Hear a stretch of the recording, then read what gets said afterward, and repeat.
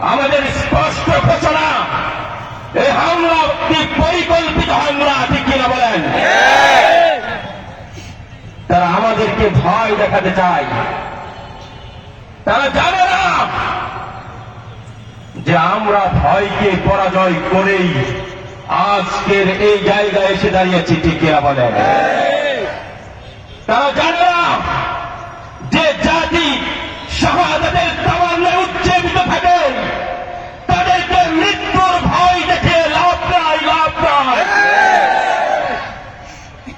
আমরা অগ্নিকুণ্ডে নিক্ষিপ্ত হয় ইব্রাহিমের, জাতির পিতা ইব্রাহিমের সন্তান, কুফরি শক্তিকে মূলোৎপাটনকারী মুহাম্মদের নির্ভীক উত্তরসূরি আমরা ভয় পাই না।